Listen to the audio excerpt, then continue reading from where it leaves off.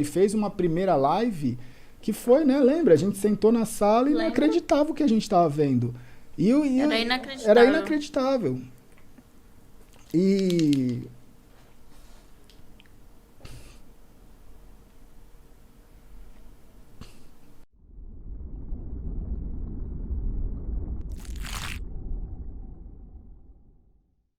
dentro da criação, né, da tribo, aconteceram muitas coisas, né? E o que eu mais me orgulho é que quando eu comecei a fazer live, mas até um pouquinho antes, assim, né?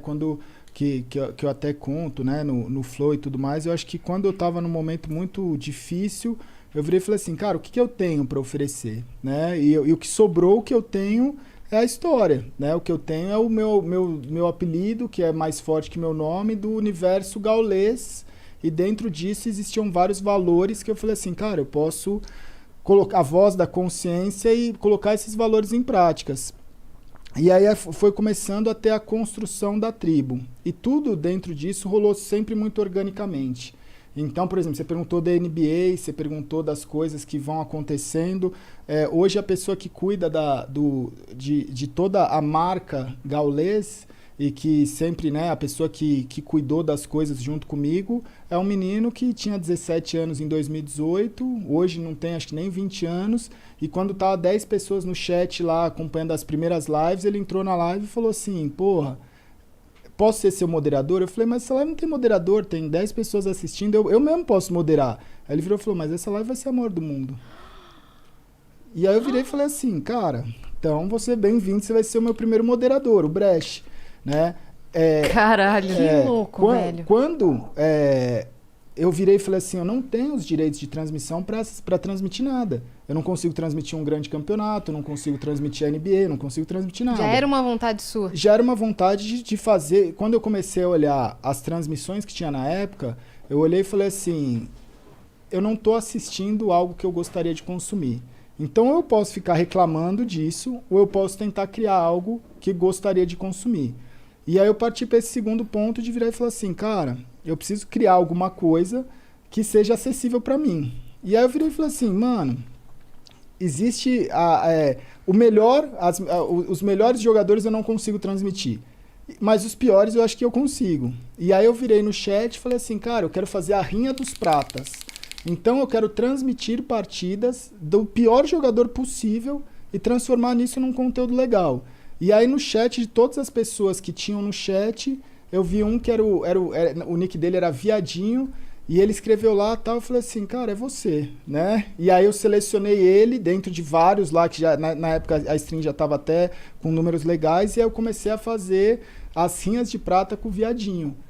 E aí esse menino, eu não sabia o que acontecia, porque ele jogava super mal, acontecia as piores coisas com ele dentro da partida, ou ele errava tudo, as pessoas brincavam achando até que, pô, isso é o quê? É um ator contratado? Não é possível que a pessoa tá fazendo isso.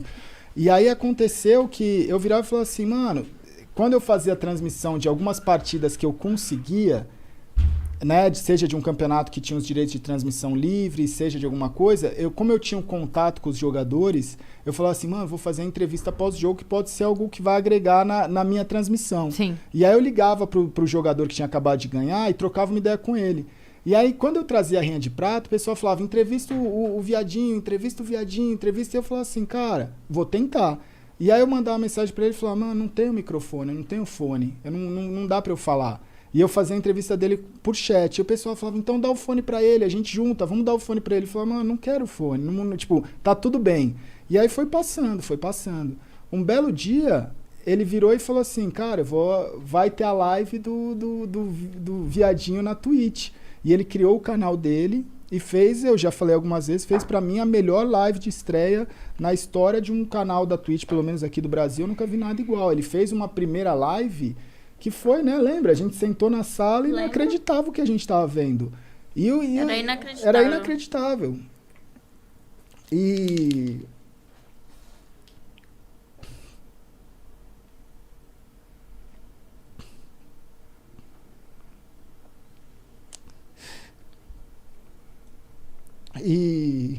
quando eu vi aquilo, eu sabia que ele tinha alguma coisa, tipo, no sentido, tipo assim, por que Por que ele... Tudo pra mim fez sentido, porque eu nunca forcei a barra com ele. De falar, cara, você tem o seu momento. Vai com calma. E aí, quando eu vi ali, eu sabia que ele tava superando todas as barreiras da vida dele.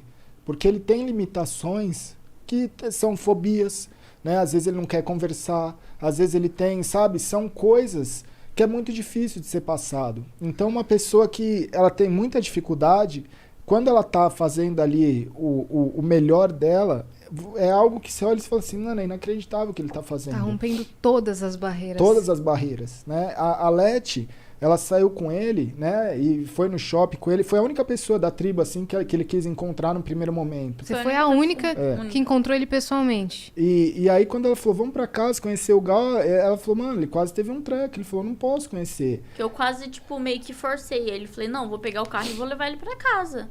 Só que ele, pelo amor... Eu vi o desespero nele. Falei, eu não vou fazer isso com uma pessoa. Tipo, não é humano, sabe? E dentro dessa fobia social... Eu comecei a olhar e falei assim, cara, o que eu tentei passar dentro... No primeiro dia eu falei assim, cara, a gente não pode ter vergonha do que a gente é. Quando eu comecei a fazer stream, eram pouquíssimas pessoas que falavam de problema, é o que você falou, você tem que estar bem. Eu não tenho que estar bem todo dia.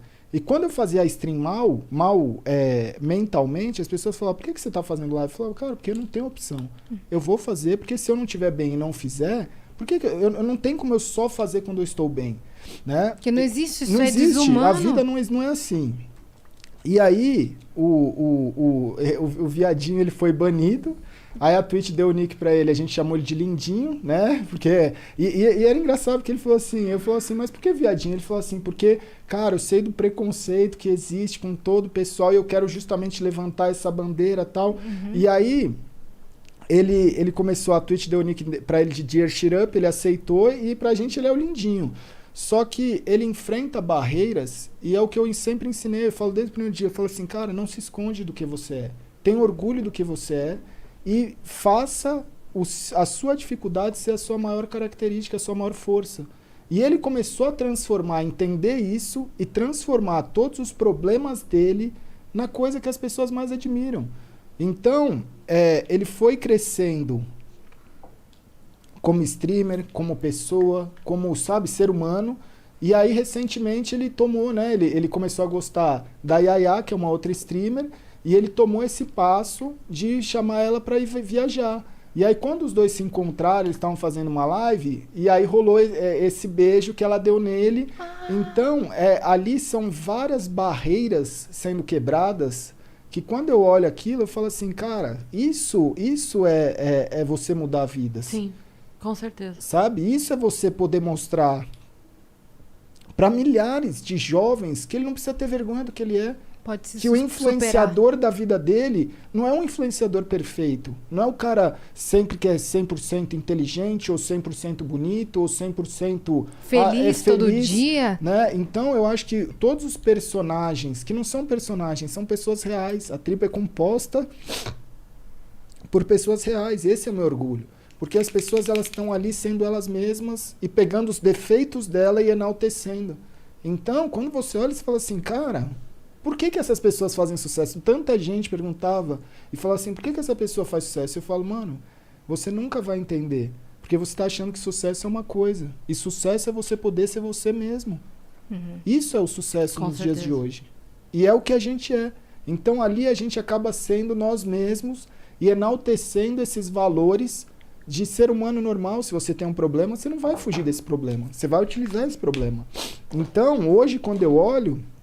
São tantas coisas, né, dentro das pessoas que fazem parte que representam as milhares de pessoas que às vezes não estão ali na frente da câmera, mas estão enfrentando o seu problema. Né? Sim, cria uma identificação. Porque existe muito preconceito. Muito. A gente deixa isso tudo mais leve, mas o preconceito está ali o tempo todo. Sim. Eu sei que tem muitas pessoas que entram na live dessas, né, da tribo, e não aceita que a gente faz sucesso, não aceita que a gente vence, não aceita quem a gente é. E olha e fala assim, porra, mas por que esse cara tá conquistando tudo isso e eu que sou tanto melhor que esse cara não consigo?